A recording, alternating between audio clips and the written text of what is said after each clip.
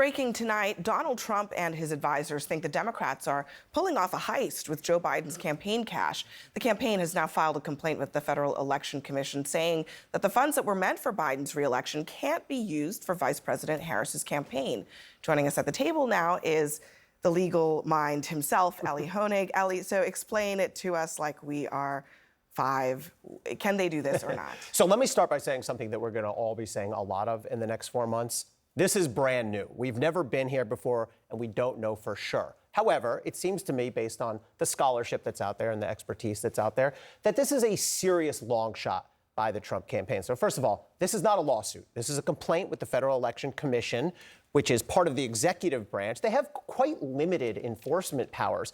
But problem number one is a practical problem. There's no realistic way the FEC, which has 6 members, 3 Republicans, 3 Democrats, would even answer this in the 100 days or so remaining between now and the election. I think what Trump's people are trying to do is set the table to say we're not getting a satisfactory answer from the FEC. Therefore, they're going to go, I think their next step at some point is going to be to go into a federal court and ask for an injunction. But I think it's a real uphill climb for them.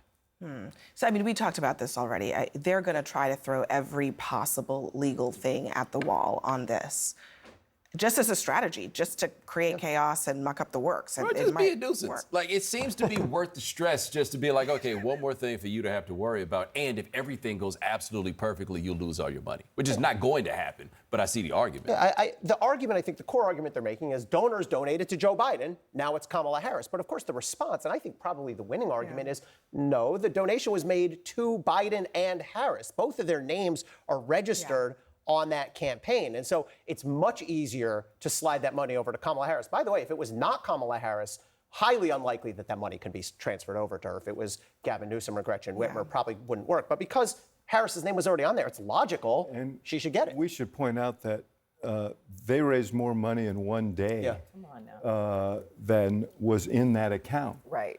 So, you know, I'm sure they want that 96 million, and it may not be 96 million anymore.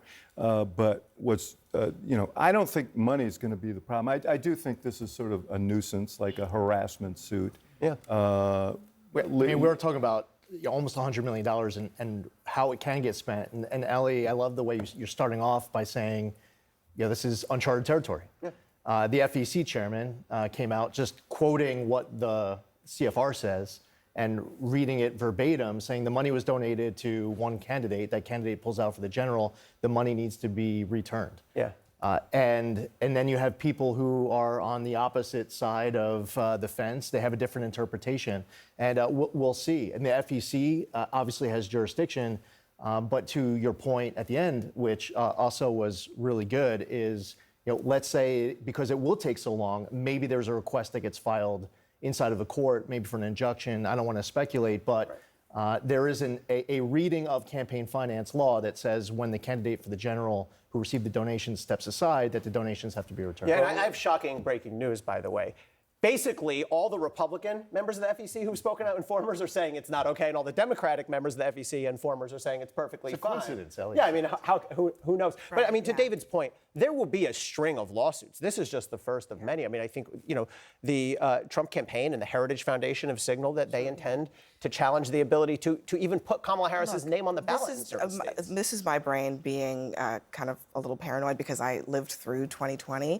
But the string of frivolous lawsuits as a strategy being used later on to question the validity of an election is something we ought to be on the lookout for, because I don't think it's out of the question. It's definitely part of the strategy. But the problem is, though, this election is going to come down to 1 to 2% of the population in key states. And this kind of stuff, these kind of tactics, turn them off.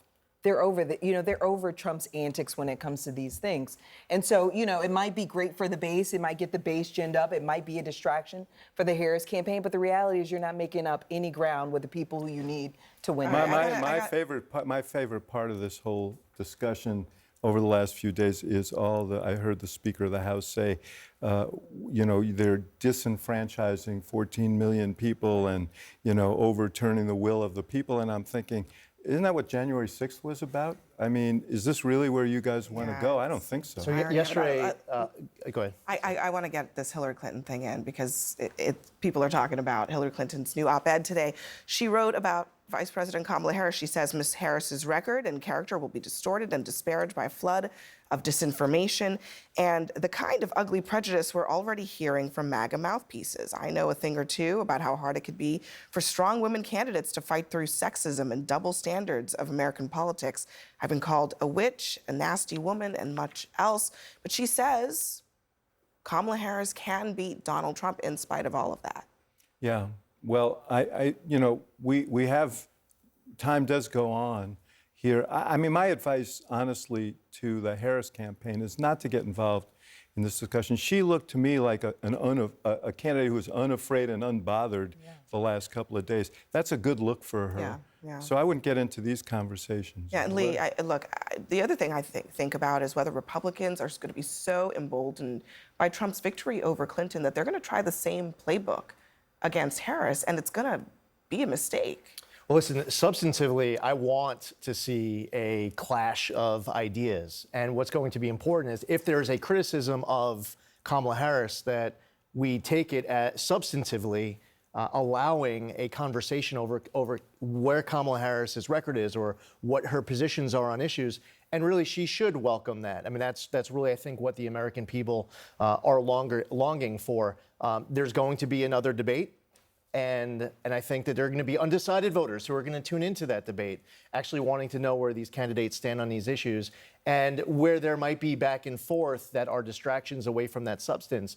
Again, I mentioned earlier in the show, I think it's a disservice. And you got to get Donald Trump to stop saying dumb as a rock. That's for starters. But I'm the only person, though, that read that op-ed and thought, rather than reading, these are the obstacles I had to overcome and Kamala Harris can do it, it seemed like it would be much more functionally beneficial to say, and these are some of the things that I wouldn't do if I ran again. These are some of the pitfalls that I ran into that could be avoided. Because I read that op-ed and it read like a whole lot of, it wasn't really my fault, when I think most of us could look back and say, You know, they've had those conversations in private. You right. can imagine. But I think, but in public, I don't think it served Clinton or Harris to put it out there in the way that she did, which was just basically a whole bunch of the world is really mean, but you can still beat it. How do you beat it? What did I not do? What could I do? And I didn't think that op-ed got to that. Max, I'm really curious. I mean, I was on the 08 campaign, and and I felt like we were sort of, to your point, trying to avoid race, right? What would your advice be to Harris on what she, the onslaught of sexism, racism that she's going to experience? How does the campaign functionally address And it? that seems much more explicit this time. I feel like the Trump era has made that stuff much more explicit than it was even in 2008. Yeah, I mean, look, I think a lot of it has to do with how she carries herself. And like I said, I think the most eloquent rebuttal to this is to be unbothered and to keep pressing your case. And that's what I would advise her to do.